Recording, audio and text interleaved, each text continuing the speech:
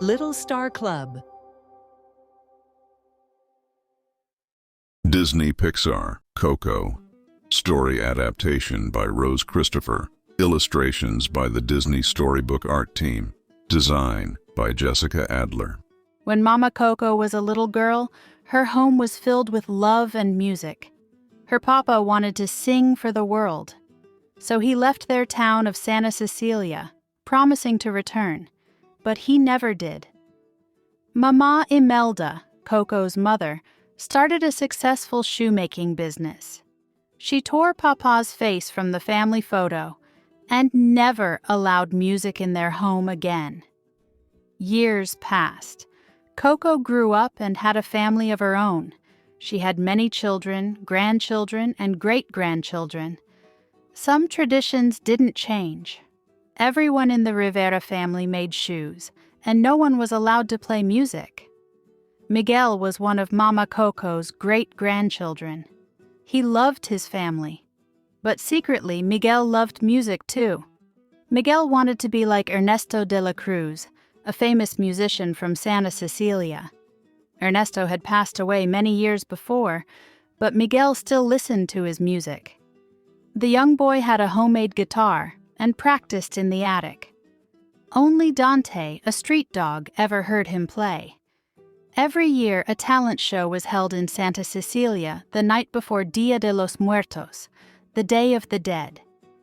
This year, Miguel planned to sneak away and enter it. But Abuelita, Miguel's grandmother, stopped him from leaving. "Tonight is about family," Abuelita told him. She took him to a room where marigold flowers, food, and candles decorated an altar, the ofrenda. Photos of loved ones who had passed were also displayed. As long as someone's photo was on an ofrenda, that person's spirit could cross over from the land of the dead on Dia de los Muertos. It's the one night of the year our ancestors can come visit us, she reminded Miguel. Later, when Miguel tried to sneak away again, Dante knocked a photo from the ofrenda. The broken frame revealed a secret. The photo of Mama Imelda, Miguel's great-great-grandmother, was folded. The man whose face had been torn from the photo was holding Ernesto de la Cruz's famous guitar. "Papa, Papa!" Mama Coco cried when Miguel showed her the photo. The boy grabbed his own guitar and ran to tell his family the news. "Mama Coco's father was Ernesto de la Cruz," shouted Miguel. "I'm gonna be a musician."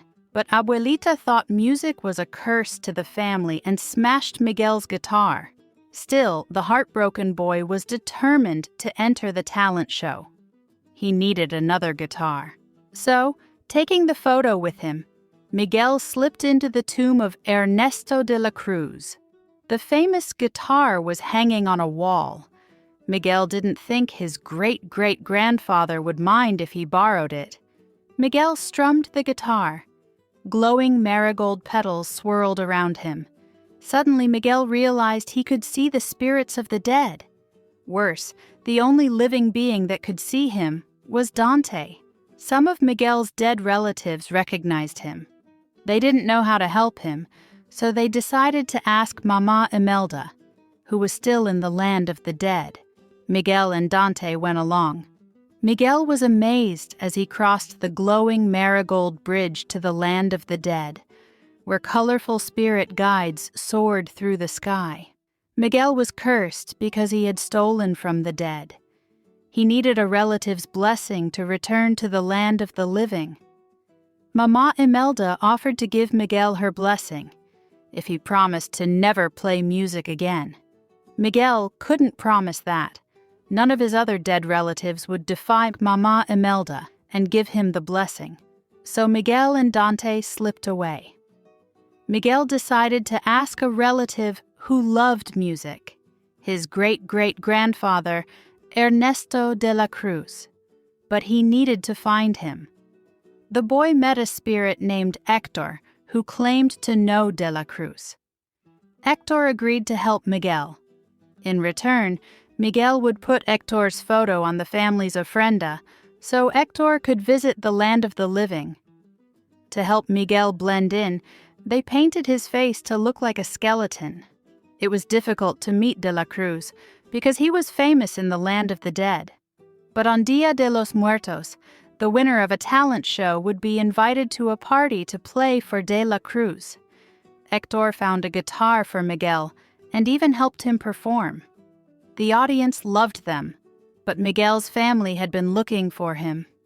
Mama Imelda arrived on her spirit guide, a giant winged jaguar named Pepita. "I am giving you my blessing, and you are going home," she insisted. "I don't want your blessing," Miguel shouted back. He ran away again. Miguel was able to find De la Cruz's home on his own and sneak inside. To get Ernesto's attention at the party, Miguel sang. It worked. Miguel's face paint washed off when he fell in the pool. Still, Ernesto was happy to meet him. Then Hector arrived. He still wanted Miguel to put his photo on the ofrenda. Ernesto took the photo and recognized Hector. Long ago, the two musicians had been best friends and left home together to play music. All De la Cruz's wonderful songs, and even the famous guitar, actually belonged to Hector. But De la Cruz had never told anyone. For the first time, it became clear why. Hector had regretted leaving his family and wanted to go home, but De la Cruz needed Hector's music. All this time, Hector had thought that he had died of food poisoning. Now he realized that Ernesto had poisoned him and stolen his songs. Ernesto didn't want anyone to find out. He slipped Hector's photo into his pocket and had Hector and Miguel tossed into a deep pit. Hector was growing weak. When someone was no longer remembered in the land of the living, their spirit disappeared forever. "She's forgetting me," Hector said sadly. "Who?"